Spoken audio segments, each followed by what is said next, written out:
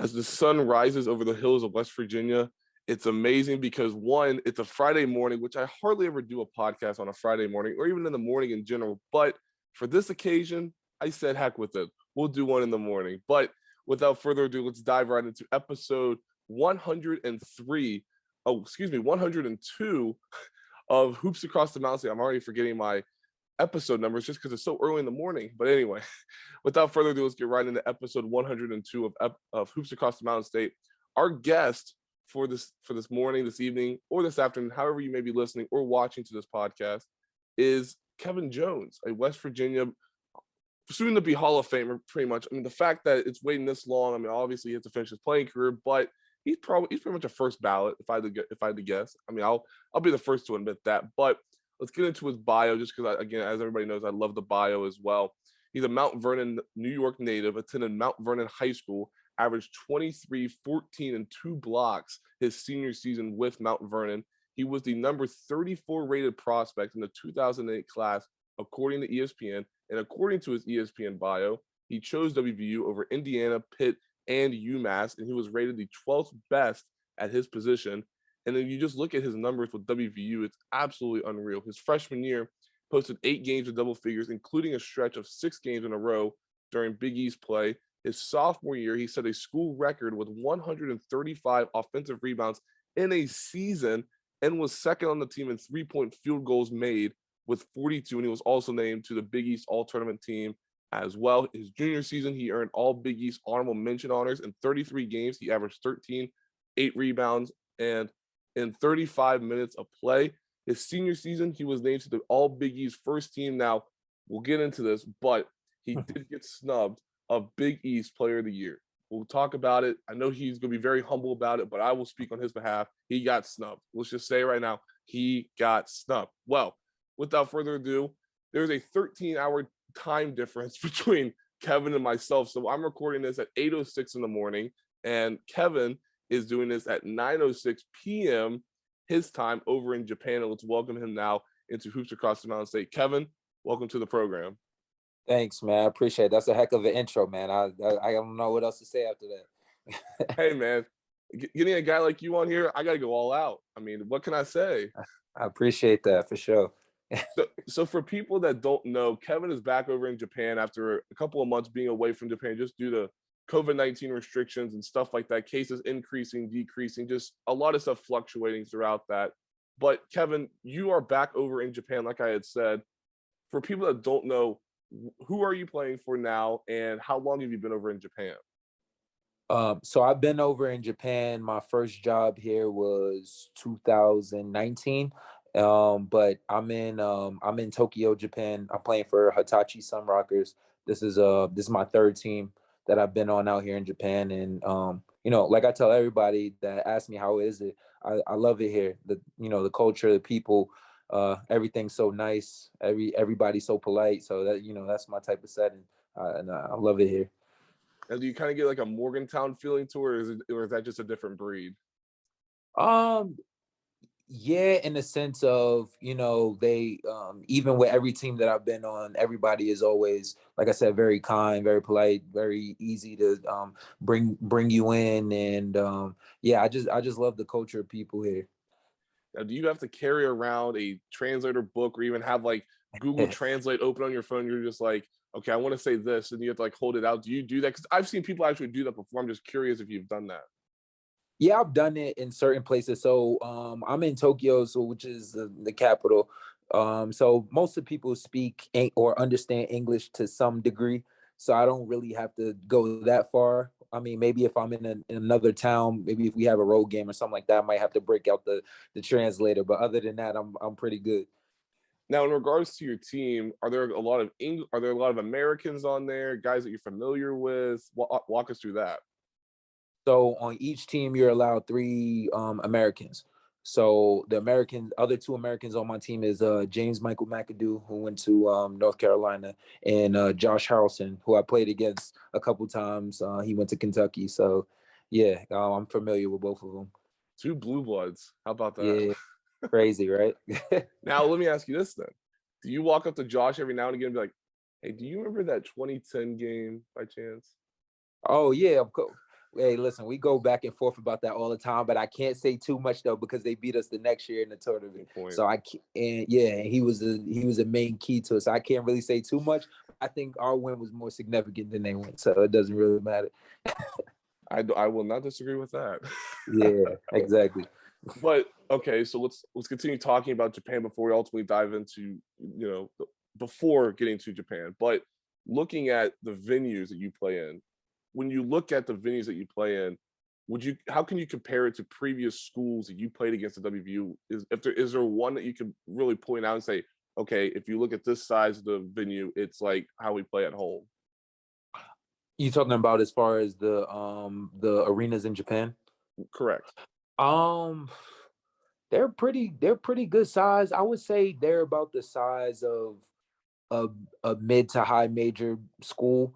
I would say I would say about good 5 to 10,000 on any given night. Obviously, some gyms are bigger than others, depending on the team and the budget and everything like that. But they're pretty good size arenas. And the crazy thing about Japanese fans is that they never boo. They never boo the other team. They only cheer their own team, which I'm not used to in any arena that I've ever played in. But it's pretty unique. I miss that going on the road and people having people go against you. It makes that win that much better. But yeah, it's more of like a social event to them. It seems like then. I mean, you have your diehard fans, but it's more like a social event. If I had to make a comparison. It's an interesting comparison. I do understand the fact that you said, "Man, I just really just miss being booed. Yeah, I exactly. just miss just going on the road." That's interesting. You bring that up. I mean, people are just cheering for their own team, no booing. Oh man, I would be the same way. Yeah, I mean, you never know you miss something until you don't get it anymore. So I never knew I would miss being booed until I actually stopped being booed. So that's the funny Oh my part. goodness, that's funny. That's really funny, actually.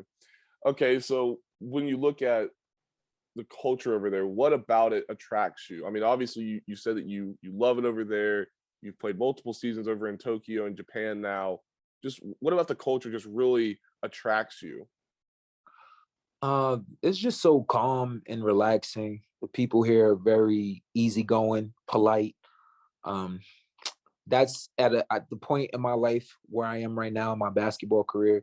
I've been to a lot of situations, especially in Europe, where you have to deal with a lot of different things as far as maybe not getting your money or not getting your money on time or just like crazy coaches or anything like that. And it's just like at this point in my career, I think Japan is the perfect place for me because it's like where I want to be as far as just keeping a level head and not having to worry about that. I mean, you're already thousands of miles away from home. The last thing you need to worry about is some off the court situation. So I would just say the professionalism that they carry here is what attracts me the most.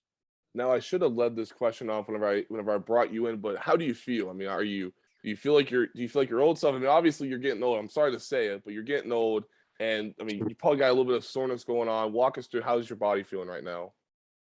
Well, my body feels great, man. I've been off technically for like the last 10 months. So I just got back to playing in meaningful games last month. So I can't really complain much about my body. Obviously, as you get older, certain things are starting to hurt. And then, waking up, getting out of bed, you can just like start walking like, wow, why does that hurt? But other than that, I feel pretty good. I take really good care of my body. I'm really good about getting treatment after practice and stretching and doing all the necessary stuff to keep my body as ready to play as possible. So I feel really good, not only physically but also mentally as well. Okay, so we'll talk about the mental side of it, but I want to talk about the treatment side because obviously I think for people that continue to play athletics, especially at the high level that you are, I feel like you have to do certain ways. You also have to be creative as you grow older. So when you look at the treatment side of things, what have you done to keep your body in tip-top shape? From the treatment side, I like to try new things, and I'll stick with the things that I think make me feel better. So just as far as getting deep tissue massages or going in a cold tub or cryo chamber, they're real big on acupuncture here. So I've tried that, off and on. I gotta love love-hate relationship for it sometimes, but I've tried acupuncture, and I really just try everything just to see how my body reacts to it. And really, it's just me trying to preserve myself for as long as possible. Obviously, I want to play this game for another couple years until my body tell me, it's time to stop. So just trying to prolong that process as much as possible. Okay, so let's take it from the mental side then, because I think this could be applied to any level right now. But when you look at the mental side of things, obviously people, I mean, especially nowadays, it seems like the mental health side of sports continues to be more and more aware, especially on the professional level and the collegiate level as well. But when you look at the mental side of things, how do you go about coping with certain things in your life, especially being overseas, being 13 hours away from home in the United States and stuff like that? How do you go about coping with the mental side of things? I'm glad that the mental side of things is being taken more seriously, because especially playing in a different country, you deal with a lot of different anxieties, just being away from what's familiar to you, being away from friends and family and your normal routine. So whenever I get to a certain place, I just like to make everything as close to my routine back home as possible, whether it be certain things that I like to eat, like, comfort food that reminds me of back home, or I got into meditating a couple years ago. Um, I have a gratitude book every day that I write in, just, even if I'm having a bad day, just to remind me the stuff that I'm thankful for and the stuff that I do have.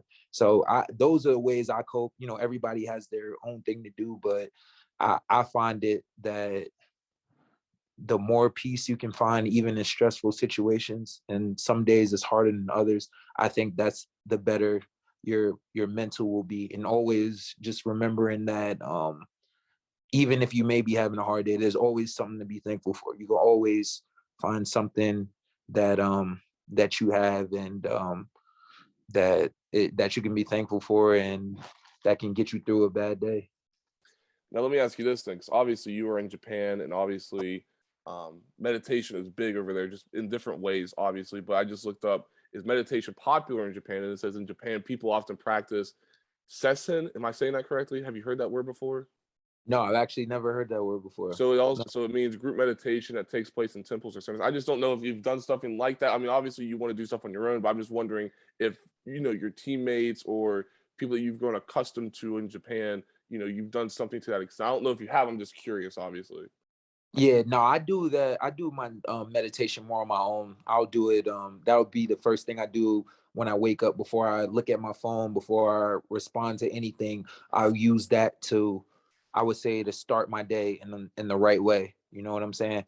I'll yeah, I'll go into that. I have the Calm app. It's a app that daily it has different messages on it. So I'll just, I'll lay down in bed, close my eyes, and just visualize like having a great day. And it's crazy to think about that I'm doing this now, because a couple years ago, if you would tell me I'd be meditating every morning before I fully wake up, I would tell you crazy. But it's now I'm so used to it, and it's a big part of my routine. Now, do you think if you were back at WVU right now playing for Hugs, do you think you've been meditating consistently? Oh yeah, for sure. I would have to. It's crazy to think back. I was like, how did I get through all that without meditating? But I found a way. Oh my goodness. Well, okay, so one more topic I want to talk about before we dive into the rest of your career. TBT. I think this is something that people are very much excited for. Obviously, West Virginia's coming back. The TBT is coming back to Charleston as well. It was a great success a season ago. Okay, so we know that John Flowers is coming back on the team. Have you thought about it? I mean, you don't have to give an official announcement, because obviously you want to do that with your guys, which is fine. Mhm. But have you thought about it, and just give us an update on what you're thinking about with this season? Well, obviously TBT is something that the people have been really excited for. They've been asking me when I walk around in West Virginia, who's going to be on it, who throwing out names of guys that they want to see. And just a PSA to everybody who's saying Kevin Pittsnoggle and Mike Gansey and Air Bear and people like that. I'm like, all right, come on, let's be realistic. You know what I mean? If they if this was the early 2000s, okay, but We're in a different era right now. Not to say that we wouldn't love them to have them there and supporting, but some people requests are a little bit ridiculous. But as far as the team goes, I think you'll see a lot of the people. I don't want to say a lot because you can't. I really can't. I don't know everybody's schedule, but I can say some of the people you seen last year, I think will make a return, and then also I think there will be some fresh faces that people will enjoy seeing playing again. Yeah, you gotta stay tuned to see. We trying to work behind the scenes now, trying to get. I I half the team right now we have Half half the the team already. half the team. Yeah. I like to hear that. I mean, don't give away Yes. names. I mean, again, that's No, all, no, you no, guys no, do that no on your own names. time. But No names. Yeah, we'll be giving that out. We'll do that weekly on our final forecast right, Instagram page and all that stuff. We'll make announcements. But yeah, I half the team is in so far. awesome. Well, Yeah. okay, so let's talk about last year because I went to it last year. I worked the event as well on the radio side of things, just little things. But overall thoughts on last year's TBT team. I mean, obviously we could talk about being able to host in West Virginia since you guys didn't do it during COVID because COVID shut that down. But when you look at the turnouts that you guys had last year, just give me your general thoughts on how you thought it went. I thought the turnout went great. Just that even that first game coming out and hearing all the fans and we had the pep band out, it gave me chills for real. I really felt like I was back in college, man. Like just just having that feeling again was incredible. And then also again getting to play with some guys that you didn't get a chance to play with, the younger generation, and then also playing with some guys that you did get a chance to play with. Um, I think we had a great group of guys. The fans turnout was incredible. We wish we could have went further in the tournament, at least made it out of the West Virginia region. But I think that's more motivation to come back this year and go even further. But as far as that's concerned, fans definitely showed up, and we appreciate that. And hopefully we have the same or more even this summer. You had talked about a few minutes ago about the fresh faces side of things, about how we will be seeing some fresh faces. Obviously, you guys had a fresh face, and for a lot of people that are not from the state, didn't really know who he was, but he emerged himself as a key guy throughout a couple of the games in the TBT West Virginia region. And that was Jamel Morris. I mean, Mhm. Jamel absolutely just blossomed onto the scene for you all. Talk about his play. I mean, obviously, you guys need another scorer like him. But just to have somebody like him coming from Fairmont and then being a part of West Virginia, what was that like for you being able to play alongside Jamel? It was great. We all knew Jamel was a great player. He would come down. He was right up the road at Fairmont State, so he would come down sometimes and play with us during the summer. So we knew what he could do and what he was capable of. And I think at the time we were kind of questioning because we wanted to keep it. I think TBT considers an alumni team at least 5 to 6 players from that school. We wanted all of our players to be WVU graduates. That's what we were going for because we feel like we have the talent that we can do that and still win. So getting him, it was kind of like up in the air, but he really is an adopted WVU guy at the end of the day. He's around us. He's been around us a lot. He's a great guy. He's up the road and he's a great player. So I knew once we got him that he would do great in the tournament. It's just so that everybody else can see what he did. And now he's being requested. Before everybody didn't know how it was going to turn out, and now he's just like one of the names that I keep hearing to bring back. So he played really well, and yeah, hopefully he comes back. Are you saying that there's tampering going on with former players? Are you confirming that? Can't confirm nor deny anything, but I hope he comes back, man. You're telling Great me that player. tampering goes on at every level? Huh. Did Oh, not come think on, that man. could happen. You know that, man. When $1 million involved, anything is possible. That's a good point. I will agree with that. But okay, so cool. So okay, so one more question about TBT, and then we'll move on. But when you look at these guys that you played with or you have not played with, take it from this angle. Is there a guy that you have their name circled for a guy that you have never played with before, but you would like to play with on TBT? That's a WVU graduate. Either way, I mean, it could be or we'll take it from the WVU angle. Is there a WVU graduate that you have not played with that you would want to play with at TBT?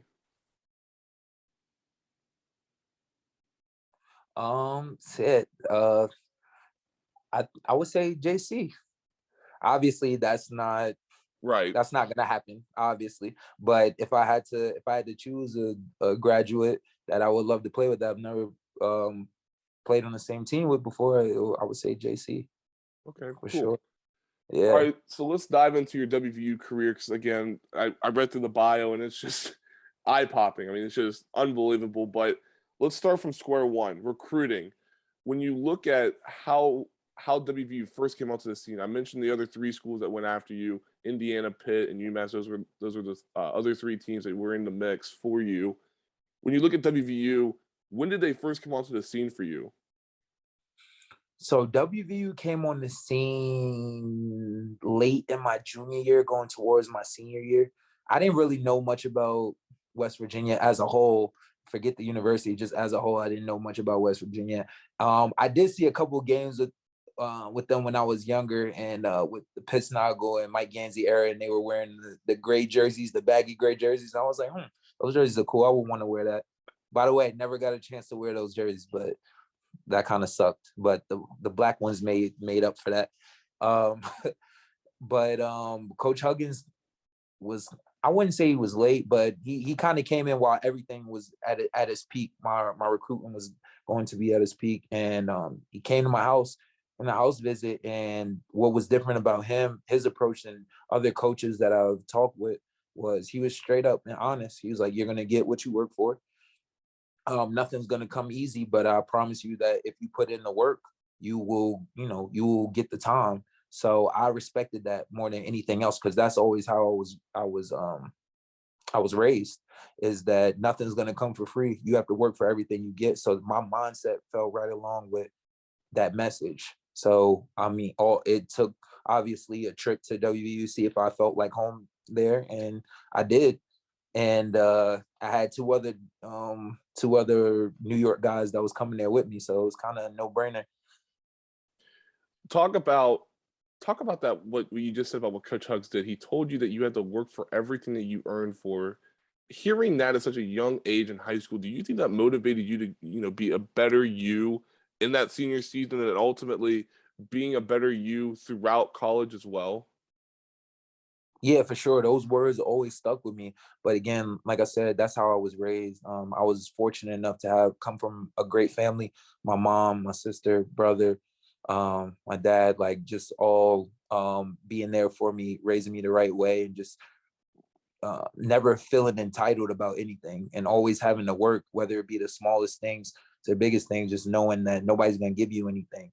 So I always had that mindset in my head anyway. But his words definitely took it over the top.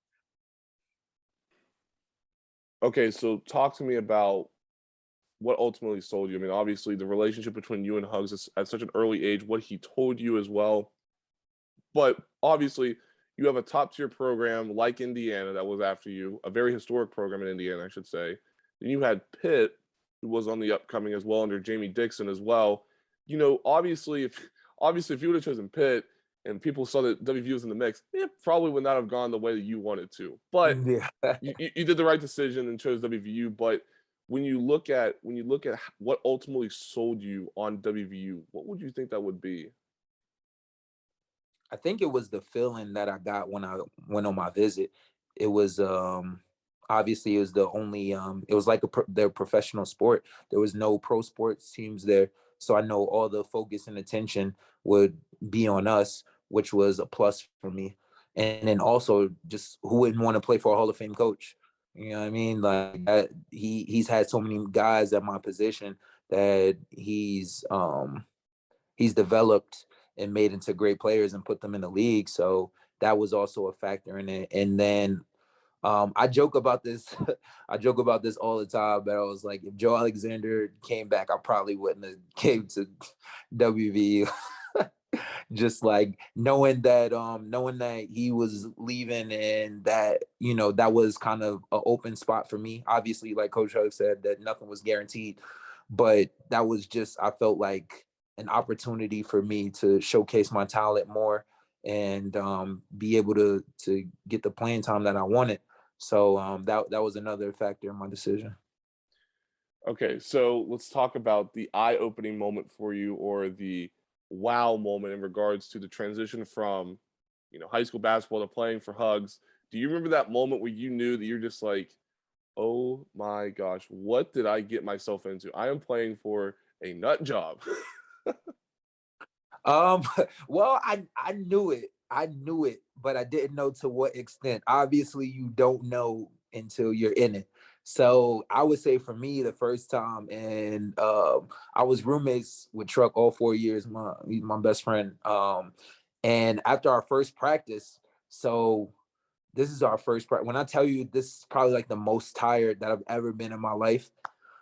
And we so we go to practice. I think we had practice from maybe like 4 to 7, and then once we got back from practice, we ate, and then we got into bed and like slept for the rest of the night. Like we didn't do anything else. Like we were too tired to do anything. Like we just, and then we had practice that next morning. I think it was like 9 or 10 in the morning. We had to do the same thing over and over again. I'm like, "Bro, I don't know if I could do for you. I don't know. I got to get really good, really quick and try to get out of here. I don't know if I could do 4 years of this." But over time, you get used to it, and you get used to what he demands from you. And it's every day. It's not one day he expects you to take off. And I think that's what helps that mindset of playing every minute hard, and that mindset of competition. Whether you're feeling good that day or not, you're gonna have to compete. He doesn't want to hear you're sick. He doesn't want to hear you're injured or whatever. I mean, obviously injury is a different story, but minor nicks and bruises, he don't want to hear that. Like, you're gonna play hard, or he's gonna find somebody to play hard for him. And that was that. You had mentioned just a second ago about how you had that thought in your head. I don't know if I can go all 4 years with this guy, but nowadays with the transfer portal and immediate eligibility, did you ever? My question is, if that would have been around back when you played, have you thought about whether or not you would have left following something like that? I mean, obviously players have different mindsets each and every season, but was there ever a point in your WVU career where you're just like, okay, this isn't for me. I need to go somewhere else. Yeah, I thought that a bunch of times. Uh, I thought that a bunch of times, but I think that that's all part of the whole deal of wanting everything now, and wanting everything to, just having to go through that process of being great. And I think that's the difference back then. What my mindset was, I knew it was going to be a process. I knew I wasn't just going to come in and start and get all this playing time and be the leading scorer of the team. I knew each year I was going to get better and better. And I had my older brother there with me, who, if I don't think I would have left even if I wanted to. I don't think he would have allowed me, just for the fact of he's always told me to never give up no matter how tough it may be. And I think I hold that with me even to this day. And yeah, there were times where I thought that, maybe the best thing for me to do is transfer, and maybe this is not for me, but I'm glad that I did stick it out. And I talk about this all the time, how players think that the grass is always greener on the other side. And I really do feel that way. And I think most of the times that people just don't want to stick out the process. They want everything so quick. We live in a microwave time right now where they think everything should happen right now.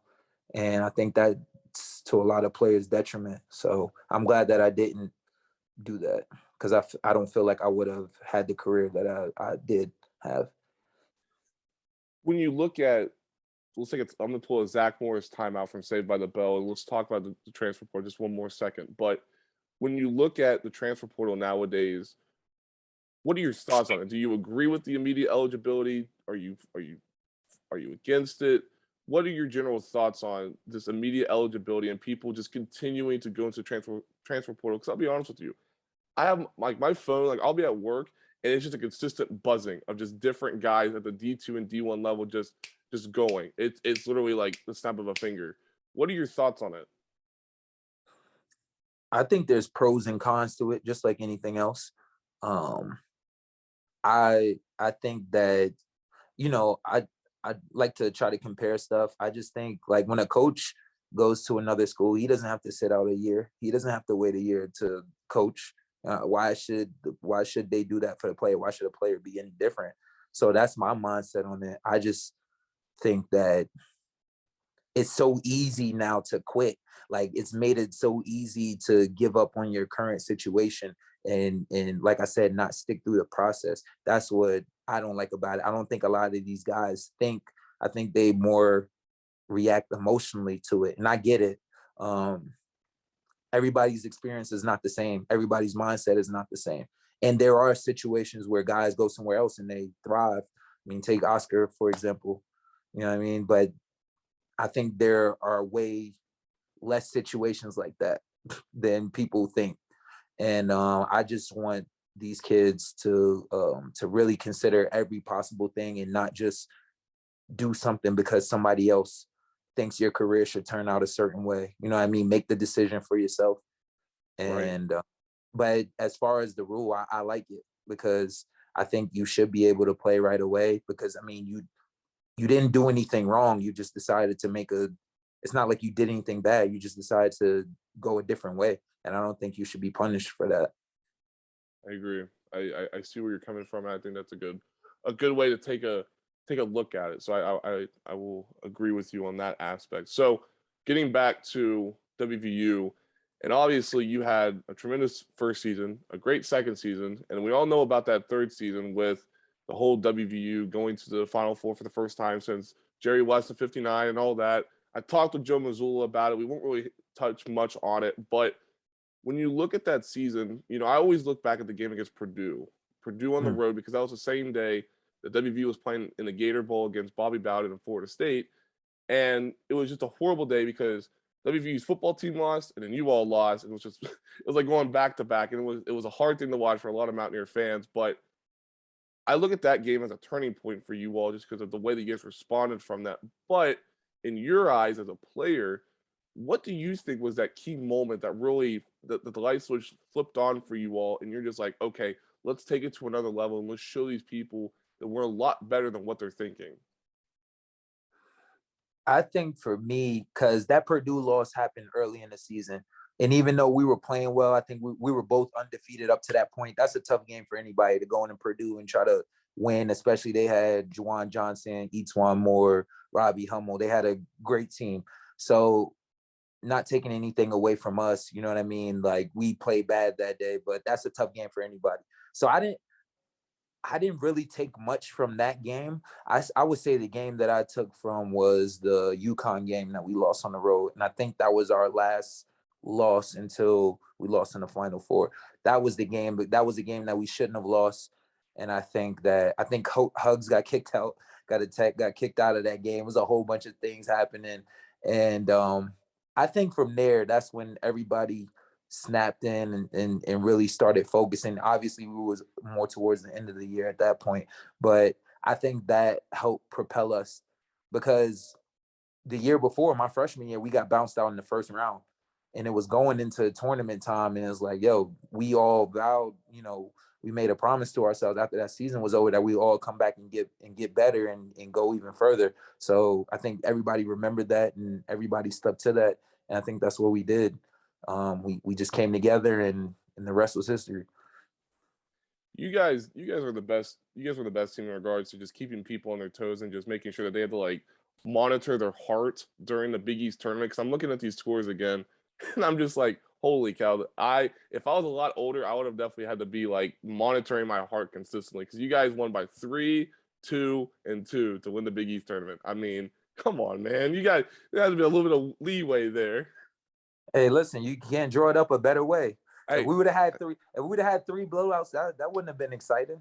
yeah, that's a good point. I know, but I feel like as fans, I think they see it. They're just like, okay, just run up the score. That way we don't have to worry about it as much. Just we'll just sit here and just bask in the glory. Yeah, no, hey, listen, we had Da'Sean Butler, the other team didn't, so I think that's what it came down.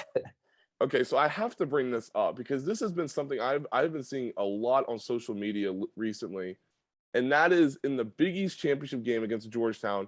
You all are getting introduced to Hypnotize by the notorious B.I.G. Now, was that somebody saying, okay, we need to do this? Or was that just because you guys there was a lot of New Yorkers and obviously with Da'Sean being from New Jersey, that probably hit home for a lot of you.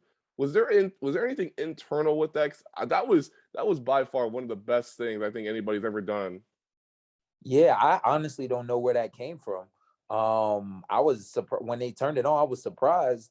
I don't know if somebody put a request in or they had it already pre-planned that they wanted to do that, but it was definitely appropriate. Just our starting five was either from New York or New Jersey, so that tri-state area that hit home for us, and I think that got us in that mode of what I mean, that we're ready to play.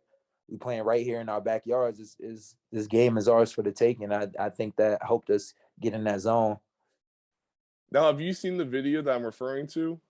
Yeah, I know what video you're talking about. Yeah, I Of watch course it. of course you have. You were there, and you were I there. What am I watched it.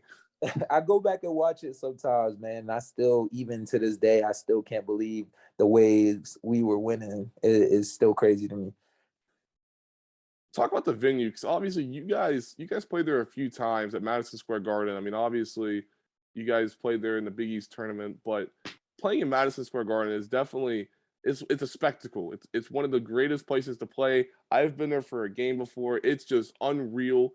Talk about playing there. There has to be a difference from being in the stands compared to actually playing on that court. Yeah, it's crazy because I played on that court in all three levels. I played there when I was in high school. I played there when I was in college, and I was fortunate enough to play there as a pro in the NBA. So, man, and then before I was even doing all of that, I was going to basketball games with my brother. I was going to the NBA draft with him, which was at the Garden at the time. So I've been to the Garden a lot, but just to actually play on the court and to win, that's a different kind of experience, man. Nothing beats that. Obviously, the mecca of basketball, as people call it, is no better feeling, man. It just feels like all the attention in the world is on you when you're playing on that court, which it is usually. But yeah, I can't really describe that feeling. I think another moment that really sticks out to me during that Big East run was after you all defeated Notre Dame, that shot of John on the far baseline, just doing the doing the Irish gig or Irish Yeah, dance. yeah. That and nobody, like, I didn't know he was doing that. I was too busy like celebrating and everything. I didn't even realize he did that. Oh, would you consider him the best dancer on that team? I don't know, man. We had a lot of dancers on that team. I think he was the only one who showed it to the public. Everybody, we all did our dances. Like, we would go out to the club together. Everybody, there would be a bunch of times we would go out together. Everybody would get in a circle and just watch one person dance in the middle of the circle and stuff like that. But I think John was the only person brave enough to do it in public. Now you did it in public as well because you guys beat Kentucky and you did the John Wall, but you threw up the little nah. We're done with that. Nah, I only did that because John did it. I only did that because John did it. You want to know something funny? Is that after the game, I think we were. I don't know if it was. I'm pretty sure it was Kentucky's team bus, and Turk did it right outside of Kentucky. Kentucky's team bus just randomly, and I thought it was the funniest shit ever. You telling me? You I swear telling to me you. that Dennis Kalichala did that in front of the bus? I swear to you. I swear you. Hilarious. Oh my Hilarious. gosh. That's a lot of things people don't know about Turk, man. That's my guy, man. Well, let's talk about him because obviously nobody has. Not a whole lot of people have heard from him recently. Obviously, there are people that go over and play overseas, over in Europe, especially in Turkey for that matter. People always ask, "Do you see Dennis? Are you seeing Kalichala any?" Talk about him. What was he like in college? Man, Turk was the greatest guy, man. It would be so funny because he would I don't want to say he would trick people, but he would make people think that he didn't really know English, or he was just like, just lost sometimes. But Turk talked just like us in in the locker room or in privacy. And it was just funny to see him put on the act sometimes when when we would go somewhere. And people loved Turkey. Great personality, great guy. Obviously, he had the greatest hook shot in college basketball at the time. And yeah, man, that was my guy. It's my brother. I talk to him off and on. Obviously, not as much as we can because he's in a different country. But I think Devin Williams might have played with him 1 year before. So he's still playing professionally in Turkey right now. So shout out to Turk. He was definitely one of the more fan favorites just throughout his whole entire career. I mean, people loved him. Now I gotta ask this though. It seemed like, and you can correct me if I'm wrong, but it seemed like in your junior, I mean, pretty much from your well, yeah, we'll go junior, from your junior and senior season, you adopted that hook shot a lot more and you used it a lot more frequently. Did Turk help you with that at all, or was that just something that just you've always had it, but you just started using it a lot more? Yeah, I think no, Turk didn't help. I can't shoot. I didn't shoot no hook shot like Turk does.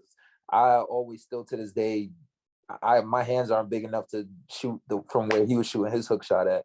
But I always had that even in high school. Like first thing my brother taught me was like fundamentals, the hook shot, drop step, all that stuff. So I've always had that. I think it's just I had more of a chance to showcase it towards my later years because I was more of a important piece and go-to player at the time. So I got a chance to use it more. But that, yeah, it was something I worked on a lot, obviously, with the coaching staff there too. I had mentioned in the beginning how you broke the single season record for offensive rebounds in one season. I believe it was 134, if I'm not mistaken. No, excuse me. Well, it was 135, and then obviously you would break that again in with 141 your senior season. But when you look at the art of offensive rebounding, just being so consistent with it, because it seems like the majority of your rebounds, people probably be like, okay, how many were offensive? How many were defensive? But it seemed like more often it was more offensive than defensive. How did you get so good at that? I've always been so fascinated by that because not a lot of people, because obviously whenever Oscar was here, that's where he got a lot of his points was from the offensive glass. And obviously he ranks third in single season offensive rebounds with 128 right behind you. But when you look at it, how do you think you got so good at attacking the glass and controlling the offensive glass as well? So I think it's a mix of things. One, I cheated a little bit. So Kevin Jones I got cheated? What? a lot of the times I got my own offensive rebounds after a missed layup or something. So that would be like 3 offensive rebounds in one in one one show. And so that was one of them. And then two, I've always been a great rebounder. I've just always had a knack for the ball. So that it was just like second nature. And it was also a desire for points too, because obviously you're not bringing up the ball at that time. That was the only way I was mainly touching the ball was to get it off the glass, and I knew I was just thirsty for it, and it was just like I was going every time. And then obviously Coach Huggins' system, you have to go every time or you're going to be on the bench. So that just conditioned me to be the best possible rebounder that I could be. And then he always says go opposite of where the ball is shot, and that's usually where the ball would be. So I think at the end of the day, it's great to have athleticism and size, but I think really the real great rebounders, it comes from desire. I think nothing can beat the desire if you want the ball more than the other person. Right. No, I completely agree with you in that aspect. Okay, so I want to talk about something that it gets talked about during the month of March, but it's something that's very sensitive. I understand that, but I want to talk just a little bit about Da'Sean's injury because it was a crucial point in the game. You guys were down 15 with about 9 minutes left. You were right under the basket. From your angle, what did you see and what do you remember? Because obviously that was losing your leader, losing your top scorer, and losing a brother like that as well. It's definitely difficult. But from your angle, what did you see in that moment? I haven't. I actually haven't watched the game ever since that. I haven't watched the full game. Um, from my perspective at that time. So Da'Sean has taken a lot of crazy falls. Like I feel like I've seen Da'Sean take some crazy falls that I'm like, oh man, like he broke something, or he, and the way he would act is as if he broke something. So when it first happened, I'm just like, oh man, that's just, what I mean? Like, this is Da'Sean. He, he's hurt. This is how he expresses it, and he's gonna get up and he's gonna be fine. So after a while, when he didn't get up, I'm like, oh shit, like this is something major. And then you go, the moment where you see Hugs, you know, standing over him and, consoling him and everything. It was unreal, man, because he worked so hard to get to that point. And no doubt about it, if he didn't get injured, he'd lottery pick. We all knew Da'Sean's talent. So just to see his career go out that way is just, even if we would have lost still and that didn't happen, I would still feel good, just because I know that he would go to the next level and he would kill at the next level. But yeah, just to see it in that way was, yeah, it's still kind of like sad. And yeah, it was crazy, man. I thought it was just a regular, everyday fall, Da'Sean over exaggerating or whatever. And then when it ended up being super real, it was sad. Yeah, I agree. I do agree with you. Now, again, I told you in the beginning that you are getting old, but I'm gonna make you feel a little bit older. Is that okay with you? Yeah, that's fine. So, and when you guys made the Final Four that year, do you want to guess what grade I was in? You're gonna for as long as I've known you now, I've never brought this up with you, but I was in By the the way, I fourth don't know your grade. actual age. I don't think we ever discussed your actual age, So but I'm we'll see. 22. So I'm Okay, 22. I'm so 22. that'll give me a little gauge on where you might have, what grade you might have been. So 22 was 2010. So you were 10. What, fourth grade, fifth grade, fourth? Fourth. Yeah, fourth Feel grade. old? Yeah, that's you. We want to know something though. Is, man, I cannot go downtown Morgantown anymore, because it's like every time I'm in there, it's like, yo, I've seen you play. I gotta, no, not only would they have stories, but they would have pictures of me with them taking a picture at like 3 years old and shit. I'm like, oh man, I gotta get out of here. Oh, believe me, dude. I need to find this picture because I have a picture. You're gonna end you're probably gonna end the call. You're probably gonna leave the call after I tell you this. But my mom has a picture of the two of us, truck, Yeah. my brother, and two of our friends, because the two of you came down to a South Charleston basketball game. I don't remember the exact year. I want to say it was like 2012 maybe, but it Mm. was probably like right after you guys got out of college. But you guys came down, and you would be amazed at what, not only what I look like, just because I've known you for a few months now, but just what you would laugh. You would laugh. Let's just say it like that. Yeah, I see old pictures of myself all the time, and I'm like, damn, I'm glad I don't look like that anymore. Uh, nah, but it's cool though, man, because it doesn't even feel that long now. So, I mean, I'm blessed for those times that I've had back then, and there's still more good times going on now. So I think that's the most important part, is that, yeah, some of my glory days are, kind of behind me in that time, but also there's more stuff going on with me now. So I'm thankful for that too. When that does happen for you, obviously when you're out in public, especially up in Morgantown, you probably get that a lot more frequently now than compared to whenever you were a player. But whenever you are out in public and people do come up to you, you're just like, hey, I loved watching you play. You inspired me in a lot of different ways, just that kind of stuff. How does that make you feel as an alum now? It makes me feel good, but I do have to ask the question, is like, do you think I'm Da'Sean, or do you know that I'm Kevin? Because I get mixed up with Da'Sean all the time. So no, What? we had a whole, it's a thing. Like he gets mixed up for me, and I get mixed up for him. I probably get called Da'Sean Butler more than I get called my own name. That's no lie. Are you kidding? All jokes aside. Oh my goodness. We gotta So fix really, that. yeah, we tried. There's if they haven't figured it out by now, it's a lost cause.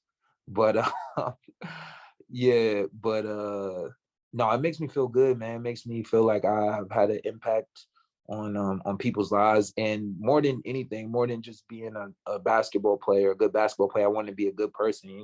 Obviously, not every day is going to be a good day. You see some people, they might not get the best version of you, the most smiling version, but I try to be nice to everybody. And I think that's more important for me than anything.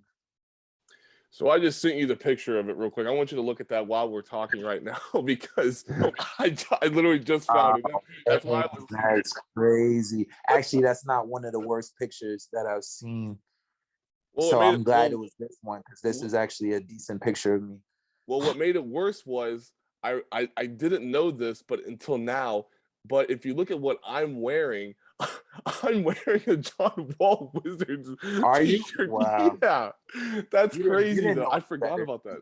You didn't know any better. It's fine. Yeah, I know. I know. But Oh man. how about that Nah, Wizards? How about that Wizards logo though? yeah. How about that?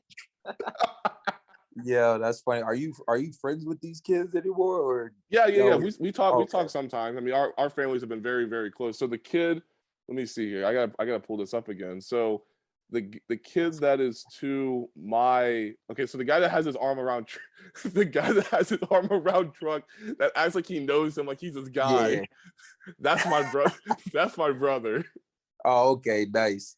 Nah, So, that's a good picture, man. I'm glad it's this one, because I've seen some ones and I'm like, whew, can't believe I allowed somebody to take that picture of me.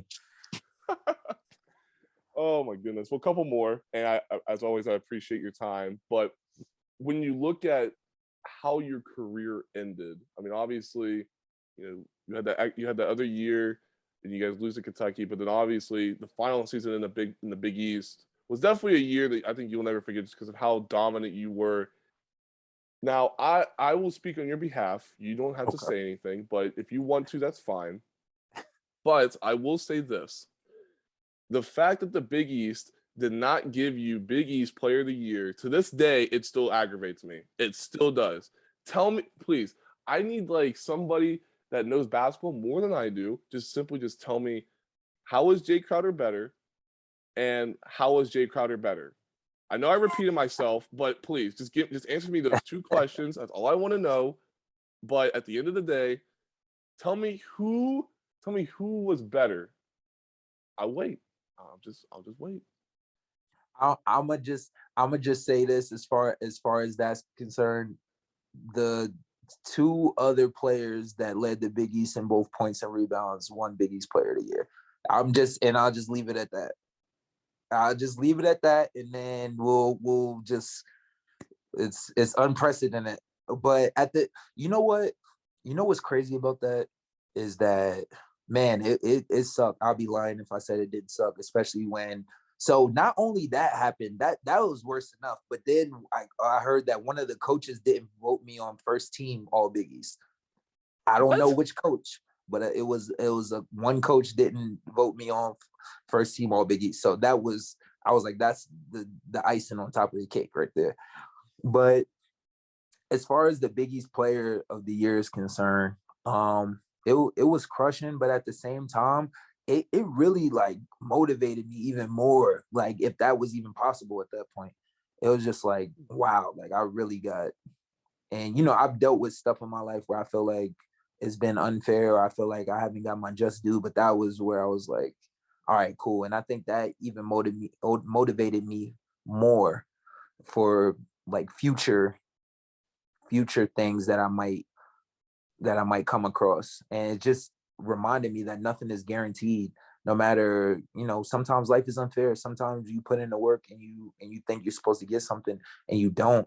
You can't let that stop you. You know what I mean? Obviously, you deal with it the way you deal with it, and then you come back stronger. And I feel like I did that.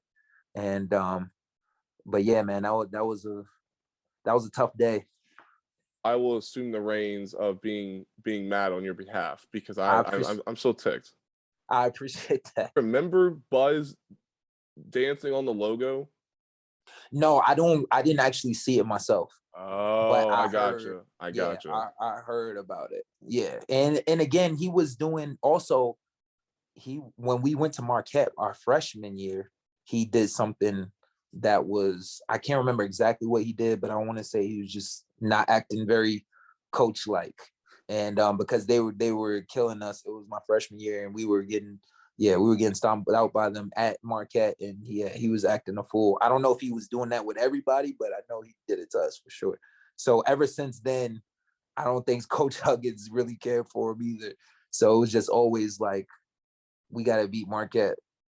Right. All right. No, I see it. I see it. Well, a couple more, and let's finish this topic about WVU real quick, and that is, when you look back at your time at WVU, obviously you still being around Morgantown before you even went back to Japan, you continue to have people walk up to you and just talk to you about the quote unquote good old days. I mean, as time goes on and you get older, you're gonna start using that phrase more and more and more. But anyway, when you look back at your time at WVU, is there anything that you would change during your tenure with the Mountaineers? Is there anything that you would do differently? No, not at all. I feel like I did and accomplished everything I wanted to. I feel like I went about everything the right way, the best way that I could. I put in the time, I put in the work that I felt I should progress every year. Um, yeah, I don't see there's anything that I could have done to change the way, that I wanted to do it. And even if there was, I think everything happens for a reason, and everything leads you to the point that you are right now in life. So even if there was something that I felt like I might want to change, I wouldn't change it, even if I could. I think everything played out exactly the best way I think it could. I want to talk about Hugs real quick. So obviously, you had mentioned his early impact on you as a high school player, and then obviously your first practice with you and Truck going back to your living area, and you're just like, I don't know if I can do this for 4 years. But looking back on it now, and just the way that I think Hugs has impacted his current and former players to build an alumni area for you all at the facility. What's that relationship like between you and Coach Huggins? Because I would assume that is a very tight knit relationship between the two of you. Oh yeah, Hugs is my guy, man. I live in Morgantown when I'm not playing overseas. I'm there during the whole summer. They give us like 24-hour access to the practice facility, so we can go in there and work out whenever we want. The managers that's there now, they help us out a lot. Um, whether going in the weight room, the strength coach helps us out a lot. Doc is there in the medical room, giving us treatment whenever we can. So I feel like I'm using it way more now than I was when I was in school, because if you remember, it didn't get built until probably it didn't finish, and we were able to practice in there until like halfway through my senior year. We had a couple practices in there, but we didn't get to use it too much. So now I feel like I'm kind of reaping the benefits, and it's exactly at the right time, um, because when as a player you're going overseas and you're coming back, sometimes you don't know where you're going to be able to go work out and where you're going to have a gym available. So the fact that I have 24-hour access to a facility like that is amazing. So Hugs does a great job of the brotherhood and tight knit family, and it it's crazy the stuff that he does for not only the players that are on the team now, but former alumni. That's why we all come back there, and we're all so together. Was the announcement of Hugs getting inducted into the Hall of Fame, is that long overdue? Of course it was. Everybody knows. Of course it was. I mean, everybody knew that it was going to happen eventually. So it was just like, when and why is it taking this long? But I'm glad that it's finally happened for him. He deserves it, obviously. And there's been a lot of questions that I've heard. Does Hug still have it? Can he coach in this new generation? And I think he can. The one thing I don't want him to do is to stop being who he is, stop doing what makes him a great coach. And because I think there are still kids out there, still great players out there that will respond and will step up to the challenge, like we did. So yeah, hopefully he has a few more years left in him. I don't know exactly how much longer, but yeah, I, I I don't think he should change. Obviously, you grow as a person, you grow as a coach, you learn new things, but at the core, he should remain who he is, which I know he will.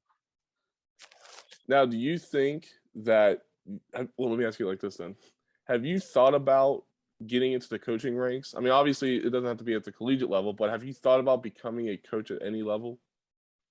Nah, not at all. I was thinking more about a workout guy. I've been close to basketball since I've been playing like nonstop for the last 20 years. And just the commitment that I see that you have to put in to be a basketball coach, it's a lot. And I think at the end of my career, whenever that may be, I just want to enjoy life as a quote unquote regular person. You know what I mean? Like, I don't want to have to deal with the whole watching film and this and that, like my time with that will have been done. So if I did coach at anything, it would probably be more of like a personal trainer, maybe working one-on-one with some kids. I think that would be something that I might enjoy. Just teaching, like giving the knowledge that I've gained throughout the years. But other than that, I can't see myself being a head coach. But you never know. In time, things might change. I might feel differently about it. But as of right now, nah, I can't see it for myself. And then finally, looking at next year's team, I mean, obviously, let me ask you this: when was the last time you went up and down the court with the guys that are still on WVU's roster? I mean, believe it or not, there's still a few guys that were on last year's roster that are back. But are you optimistic about next season? I mean, obviously, you've probably kept up with it. I mean, acquiring Joe Toussaint from Iowa, Eric Stevenson from South Carolina, Muhammad Waggy, as well as JUCO kid as well. And you get an incoming freshman class with Josiah Harris, Josiah Davis, guys like that as well. Are you optimistic about what this team can hold and possess moving forward next season? Yeah, I think. Well, first of all, I was working out with them. I was practicing with them a lot. Sometimes the coaches would call me in and ask me. This was during the time where I didn't know where I was going to play yet, so I just trying to stay in shape the best way I could. So I was doing drills with them and kind of going through scouting team with them, and so I got to see them up close. And I'm very optimistic about this team. I really like Seth, Kobe, James, and Jamel. I think they all have big upside that they didn't really get a chance to show just because they were freshmen. But I think their roles are going to increase, obviously, and hopefully they'll step up to the challenge. I think that freshman to sophomore year jump is going to be really important for them. Hopefully they've learned enough sitting back and observing that they can just come in and take the keys right away. As far as Joe Toussaint, Eric Stevenson, and was Wagyu. Waggy. I don't really know much about them, but I know that we did need more size. We did need more experience, and like as far as last year is concerned, it's kind of hard. I equate being a fifth year guy coming into Hug's program as like being a freshman. You got to learn a whole new system, and you got to work every day, and his expectations are a little bit different than I would say the average coach. You know what I mean? So it's definitely an adjustment, but I think they did the best they could. But I'm really looking for this year to have a major breakthrough for the freshmen, and we definitely need more size. I would say that was the main thing for us, was like a true big man that can not also score but can also defend as well. So I feel like if we get one of those and then we keep on developing the freshman, we could be pretty good. Well, I mean, there's no rules in collegiate athletics anymore, so I mean, there's always a way for you just to, just sneak back on the campus, maybe go for like a grad program or a master's, maybe. I don't know, but they could probably get you in a uniform. Hey, guys are staying in college 7 years now, so I mean, That's a good point. That's a really good point. Yeah. Well, KJ, thank you for your time. It was a pleasure speaking with you. Glad everything's going well for you over in Japan, and best of luck the rest of the way for you. I appreciate it, man. Thanks for having me on. Absolutely. That will conclude episode 102 of Hoops Across the Mountain State with our guest, Kevin Jones, WVU great as well, and along with the fact that he's playing over in Japan. So we wish him nothing but the best as well. You can follow me on Twitter at Taylor_Kennedy7 for all the latest about this podcast. You can subscribe to the podcast on Apple Podcasts, Spotify, and YouTube as well. Well, without further ado, I will catch you all next week on episode 103 as we continue along in our summer interview series. Thank you all for listening and stay safe.